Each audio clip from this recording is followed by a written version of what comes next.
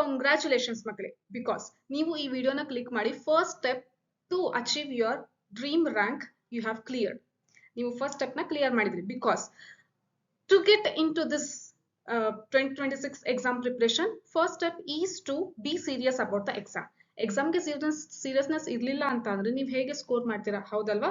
So you have got the seriousness about the exam and this video is not for those who thinks that ಈ video ಆದ್ಮೇಲೆ ಇನ್ನೊಂದು video ನೋಡ್ತೀನಿ, ಅದಾದ್ಮೇಲೆ ಸ್ವಲ್ಪ Instagram scroll ಮಾಡ್ತೀನಿ, ಆಮೇಲೆ ಫ್ರೆಂಡ್ಸ್ ಜೊತೆ ಚಿಟ್ ಚಾಟ್ ಮಾಡ್ತೀನಿ, ಹಾಗೇನೆ ಡೇಸ್ ಕಳಿತೀನಿ ಅಂತ ಅನ್ಕೊಂಡ್ರೆ ಈ ವಿಡಿಯೋ ಅವರಿಗೆ ಅಲ್ಲ. ಸೊ ಯಾರು ಸೀರಿಯಸ್ ಆಗಿ 2026 ನೀವು ಕ್ರಾಕ್ ಮಾಡ್ಬೇಕು ಅಂತ ಅನ್ಕೊಂಡಿದ್ದೀರಾ ಅವರಿಗೆ ಈ ವಿಡಿಯೋ ಮಾತ್ರ. ಸೊ ಯಾರೆಲ್ಲ ಟೈಮ್ ಪಾಸ್ಗೆ ಬಂದಿದ್ದೀರಾ, you can skip this video now, right? So ಈ ವಿಡಿಯೋನ ಕೊನೆ ತನಕನೂ ನೋಡಿ. It will really help you to fix your target, okay, and to plan properly for upcoming KCET 2026 exam. Got this? So first thing ಏನು ಅಂತಂದ್ರೆ, first is right, ನೀವು ಈಗ ಎಲ್ಲಿಗಾದ್ರೂ ಹೋಗ್ಬೇಕಾದ್ರೆ ಏನ್ ಮಾಡ್ತೀರಾ, ಲೊಕೇಶನ್ ನೋಡ್ಕೊಂತೀರಾ ತಾನೆ, right? So you are going somewhere, first what you have to fix in your mind is, as I have to go there, ಅಲ್ಲಿಗೆ ಹೋಗ್ಬೇಕು, ನನಗೆ ಆ ಲೊಕೇಶನ್ ಗೊತ್ತಿದೆ, ಓಕೆ? ಸೊ ಆಗ ನೀವು ನಿಮ್ಮ ಜರ್ನಿನ ಸ್ಟಾರ್ಟ್ ಮಾಡ್ತೀರಾ. So you are in this journey, right? So ಈಗ ನೀವು ಟೆಸ್ಟ್ಗಳು ಬರ್ತಾ ಇರುತ್ತೆ, ಪ್ರಿಪೇರ್ ಆಗ್ತಾ ಇದ್ದೀರಾ, ನಿಮ್ಮ ಜರ್ನಿಯಲ್ಲಿ ನೀವು ಹೋಗ್ತಾ ಇದ್ದೀರಾ. But what is your target, what is your ultimate location, what is your ultimate goal?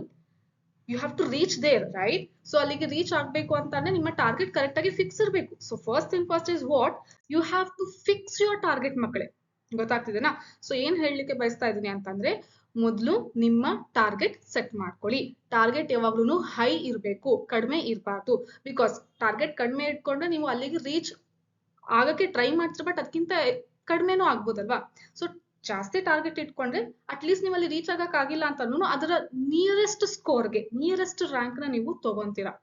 So that's why your target must be for board exam for 3 subjects. Totaling 3 subjects, your score must be around 295 plus. ನೆನ್ಪಿಟ್ಕೊಳ್ಳಿ, ಓಕೆನಾ? So ಈ target ನ ನೀವು ಎಲ್ಲಾದ್ರೂ ನಿಮಗೆ ಕಣ್ಣಿಗೆ ಕಾಣಿಸೋ ರೀತಿ ಯಾವಾಗ್ಲೂ ನೀವು ಸ್ಟಡಿ ಮಾಡ್ತಾ ಇರ್ತೀರಲ್ಲ ಆ ಪ್ಲೇಸ್ ಅಲ್ಲಿ ನೀವು ಪೇಸ್ಟ್ ಮಾಡಿ ಇಟ್ಕೊಳ್ಳಿ. ಒಂದು ಪೇಪರ್ ಅಲ್ಲಿ ಬರ್ದು ಅಥವಾ ಒಂದು ಸ್ಟಿಕ್ಕಿ ನೋಟ್ಸ್ ಅಲ್ಲಿ ಬರ್ದ್ಬಿಟ್ಟು ಪೇಸ್ಟ್ ಮಾಡಿ. ಮಲ್ಕೋಬೇಕಾದ್ರೆ, ಎದ್ದಳ್ಬೇಕಾದ್ರೆ ಪ್ರತಿ ಸರಿನೂ ನಿಮಗೆ ರಿಮೈಂಡ್ ಆಗ್ತಿರ್ಬೇಕು ನಿಮ್ಮ ಟಾರ್ಗೆಟ್ ಏನಿದೆ, ಅದ್ರ ತಕ್ಕನಂಗೆ ನೀವು ಸ್ಟಡಿ ಮಾಡ್ತಿರ್ಬೇಕು ಅಂತ ಹೇಳಿ ಅದು ನೆನಪಾಗ್ತಾ ಇರ್ಬೇಕು. Got this? So then KCET exam ಅಲ್ಲಿ ಎಷ್ಟಿರ್ಬೇಕು ನಿಮ್ಮ ರ್ಯಾಂಕ್, ನಿಮ್ಮ ಟಾರ್ಗೆಟ್ ಎಷ್ಟಿರ್ಬೇಕು? That is 155 plus for 180. ಗೊತ್ತಾಗ್ತಿದೆನಾ? ಸೊ ಈ ರೀತಿ ನೀವು ಸೆಟ್ ಮಾಡ್ಕೋಬೇಕು ಟಾರ್ಗೆಟ್. ಈಗ ಟಾರ್ಗೆಟ್ ಫಸ್ಟ್ ಫಿಕ್ಸ್ ಆಗಿದೆ, ಏನಂತ ಗೊತ್ತಾಗಿದೆ, ಎಲ್ಲಿಗೆ ಹೋಗ್ಬೇಕು ಅಂತ ಗೊತ್ತಾಗಿದೆ. ಸೊ ಯಾವ ರೀತಿ ಹೋದ್ರೆ ಸ್ಮಾರ್ಟ್ ಆಗಿ, ಯಾವ ರೀತಿ ಹೋದ್ರೆ ನೀವು ಆ ಲೊಕೇಶನ್ಗೆ, ಆ ನಿಮ್ಮ ಟಾರ್ಗೆಟ್ಗೆ ರೀಚ್ ಆಗ್ಬೋದು ಅನ್ನೋಂಥದ್ದು ಮೈಂಡ್ ಅಲ್ಲಿ ಇಟ್ಕೋಬೇಕಾಗುತ್ತೆ. ನೋಡಿ ಮಕ್ಕಳೇ, KCET ಎಕ್ಸಾಮ್ ತುಂಬಾ ಕಷ್ಟ ಇಲ್ಲ, ಓಕೆನಾ? So when compare to JEE and NEET exam or any other competitive exams, this exam is going to be very easy. ನಾನು ಇಷ್ಟು ವರ್ಷ ಮಕ್ಕಳಿಗೆ ಗೈಡ್ ಮಾಡಿದ್ದೀನಲ್ಲ, so I have got experience. Because of that I am telling you this is very easy to clear, ಓಕೆನಾ? So ಸ್ವಲ್ಪ smart strategy ಇಟ್ಕೊಂಡು ನೀವು work ಮಾಡಿದ್ರೆ ಸಾಕು, ಆರಾಮಾಗಿ ರ್ಯಾಂಕ್ ತಗೋಬಹುದು. ಓಕೆ, ಬಿಲೋ 500 ರ್ಯಾಂಕ್ ತಗೊಳ್ಳೋದು ತುಂಬಾ ಕಷ್ಟ ಏನಿಲ್ಲ. But the thing is you need to give equal importance for theory exam also. So ಈಗ ಏನು ಬೋರ್ಡ್ ಎಕ್ಸಾಮ್ ಇದೆಯಲ್ಲ ಅದಕ್ಕೂ ಕೂಡ ಕರೆಕ್ಟ್ ಆಗಿ ಇಂಪಾರ್ಟೆನ್ಸ್ ಕೊಡ್ಬೇಕು, ಯಾಕಂದ್ರೆ ಅದ್ರಲ್ಲಿನೂ ಸ್ಕೋರ್ ಆಗ್ಬೇಕು. ಯಾಕೆ? ಬಿಕಾಸ್ KCET ಎಕ್ಸಾಮ್ ಅಲ್ಲಿ 50-50 ತಗೊಂತಾರೆ. ನಿಮ್ಮ board percentage 50%, then KCET percentage 50% ತಗೊಂತಾರೆ. ಆವಾಗ ನಿಮ್ಮ ರ್ಯಾಂಕ್ ನ ಅನೌನ್ಸ್ ಮಾಡ್ತಾರೆ. ಸೊ ಈ ಮ್ಯಾಟರ್ ನಿಮಗೆ ಗೊತ್ತಿದೆ ಅಂತ ಅನ್ಕೊಂತೀನಿ. ಸೊ ಗೊತ್ತಿದೆ ಅಲ್ವಾ? ಸೊ ದಟ್ಸ್ ವೈ ನೀವು ಬೋರ್ಡ್ ಎಕ್ಸಾಮ್ ನ ನೆಗ್ಲೆಕ್ಟ್ ಮಾಡೋ ಹಾಗಿಲ್ಲ, ಓಕೆನಾ? ಸೊ ಅದನ್ನು ಕೂಡ ಈಸಿಯಾಗಿ ಒಂದೊಂದು ಸಬ್ಜೆಕ್ಟ್ ಅಲ್ಲಿ 95 ಅಬೌವ್ ಸ್ಕೋರ್ ಮಾಡೋದು ತುಂಬಾನೇ ಈಸಿ ಇದೆ. ಸೊ ಅದ್ರಲ್ಲೂ ನನ್ನ ಚಾನಲ್ ಅಲ್ಲಿ ನಾನು ಬಯಾಲಜಿಗೆ ರಿಲೇಟೆಡ್ ತುಂಬಾ ವಿಡಿಯೋಸ್ ಅಪ್ಲೋಡ್ ಮಾಡಿದ್ದೀನಿ. ನೀವು ಪ್ಲೇ ಲಿಸ್ಟಿಗೆ ಹೋದ್ರೆ ನಿಮಗೆ ಗೊತ್ತಾಗುತ್ತೆ. ಪ್ರಿಪರೇಟರಿ ಎಕ್ಸಾಮಿಗೆ ರಿಲೇಟೆಡ್ ಬೇರೆ ಬೇರೆ ಡಿಸ್ಟ್ರಿಕ್ಟಿನ ಪೇಪರ್ ಸಾಲ್ವ್ ಮಾಡಿ ಅಪ್ಲೋಡ್ ಮಾಡಿರೋದಾಗಿರ್ಬೋದು, ಹಾಗೆ ಬೋರ್ಡ್ ಎಕ್ಸಾಮ್ 1, 2, 3 ಪೇಪರ್ ಸಾಲ್ವ್ ಮಾಡಿರೋದು, ಹಾಗೆ ನೆಕ್ಸ್ಟ್ ಮಿಡ್ ಟರ್ಮ್ ಎಕ್ಸಾಮಿನ papers, right? Next internals exam papers ಆಗಿರ್ಬೋದು, ಮಾಡೆಲ್ ಪೇಪರ್ಸ್. ಸೊ ಈ ರೀತಿ ತುಂಬಾನೇ ಡಿಫ್ರೆಂಟ್ ಪೇಪರ್ಸ್ ನಾನು ಅಪ್ಲೋಡ್ ಮಾಡಿದ್ದೀನಿ ಸಾಲ್ವ್ ಮಾಡಿಬಿಟ್ಟು. ಸೊ ಅದೆಲ್ಲ ನೀವು ನೋಡ್ಕೊಂಡ್ರೆ ಸಾಕು, ಓಕೆ? ಹಾಗೆ ಯಾವ ರೀತಿ ಟ್ವಿಸ್ಟ್ ಮಾಡಿ ಕೇಳ್ತಾರೆ, ಯಾವ ರೀತಿ ಟರ್ಮ್ಸ್ಗೆ ಏನೇನು ಆನ್ಸರ್ ಬರೀಬೇಕು ಅಂತಲೂ ಕೂಡ ವಿಡಿಯೋಸ್ ಅಲ್ಲಿ ಎಕ್ಸ್ಪ್ಲೇನ್ ಮಾಡಿದ್ದೀನಿ. ಸೊ ಬೋರ್ಡ್ ಎಕ್ಸಾಮ್ಗೆ ಚಿಂತನೆ ಬೇಡ. ನೆಕ್ಸ್ಟ್ KCET ಎಕ್ಸಾಮಿಗೂ ಅಷ್ಟೇ, ದಟ್ ಟು ಬಯಾಲಜಿ ಈ ಚಾನಲ್ ಅಲ್ಲಿ ನಾನು ಅಪ್ಲೋಡ್ ಮಾಡಿದ್ದೀನಿ. ಇನ್ನು ಬೇರೆ ಸಬ್ಜೆಕ್ಟಿಗೂ ಈಸಿ ಆಗಿದೆ. ಏನಂದ್ರೆ ನೀವು ಮೇಜರ್ ಆಗಿ ಎಕ್ಸರ್ಸೈಸ್ ಕ್ವಶನ್ಸ್ ಸಾಲ್ವ್ ಮಾಡಬೇಕು, ಪ್ರಿವಿಯಸ್ ಇಯರ್ ಕ್ವಶನ್ಸ್ ನ ಮೇಜರ್ ಆಗಿ ಸಾಲ್ವ್ ಮಾಡ್ತಾ ಬರಬೇಕು. ಸೊ ಸಿಲೆಬಸ್ ಏನಾಗುತ್ತೆ ಅಂತಂದ್ರೆ ನಿಮಗೆ ಗೊತ್ತಿರೋ ಹಾಗೆ ಈಗ ಏನು ಓದ್ತಾ ಇದ್ದೀರಲ್ಲ NCERT ಸಿಲೆಬಸ್ ಸೇಮ್ ಅದೇ ಇರುತ್ತೆ. ಅದರಲ್ಲೂ ಮೇಜರ್ ಆಗಿ ನೀವು ಯಾವ್ದು ಫೋಕಸ್ ಮಾಡಬೇಕು ಅಂತಂದ್ರೆ ಸೆಕೆಂಡ್ ಇಯರ್ ಸಿಲೆಬಸ್ ಮಕ್ಕಳೇ. ಯಾಕಂದ್ರೆ 75% ದಟ್ ಈಸ್ ಒಂದು 45 ಕ್ವೆಶನ್ 60 ಅಲ್ಲಿ ಅರೌಂಡ್ 40 to 45 ಕ್ವೆಶನ್ಸ್ ಏನಾಗುತ್ತೆ ಸೆಕೆಂಡ್ PUC ಸಿಲೆಬಸ್ ಇಂದ ಬರುತ್ತೆ.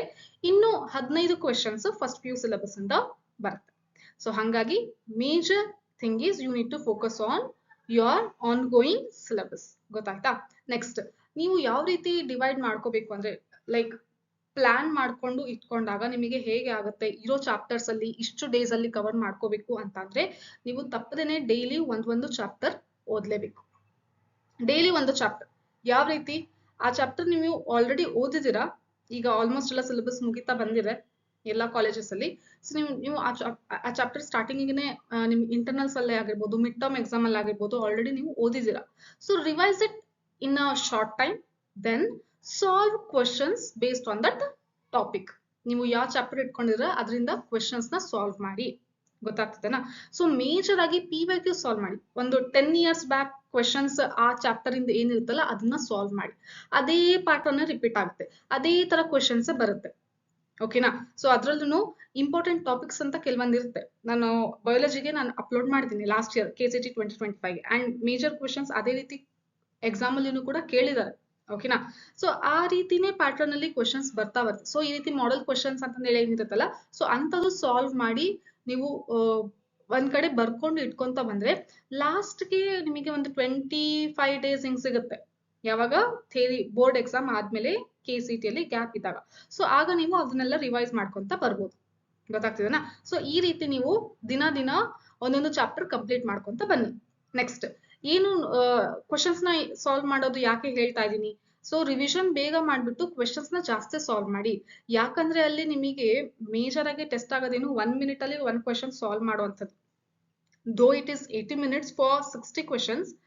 ಸ್ವಲ್ಪ ಟೈಮ್ ಎಲ್ಲ ಹೋಗುತ್ತೆ, ಅಲ್ಲಿ ಸೈನ್ ಹಾಕ್ಸ್ಕೊಂತಾರೆ, ಥಂಬ್ ಇಂಪ್ರೆಷನ್ ಇಂದಿರುತ್ತೆ, ಅಟೆಂಡೆನ್ಸ್ ಇರುತ್ತೆ. ಸೊ ಅದ್ರಲ್ಲೆಲ್ಲ ಟೈಮ್ ಹೋಗ್ಬಿಡುತ್ತೆ. So ultimately you will get only 1 minute per question.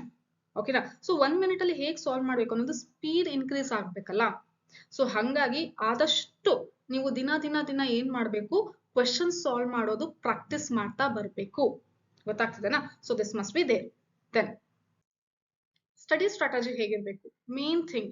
Okay ma'am, plan ಅಂತೂ ಹೇಳಿದ್ರಿ, ಹೆಂಗ್ ಓದ್ಕೋಬೇಕು ಅದು ಬೇಕಲ್ವಾ ಮೇನ್ ಆಗಿ. ಸೊ ಮೇಜರ್ ಆಗಿ ಫಸ್ಟ್ ಏನ್ ಕವರ್ ಮಾಡ್ತೀರಾ ನೀವು? High weightage.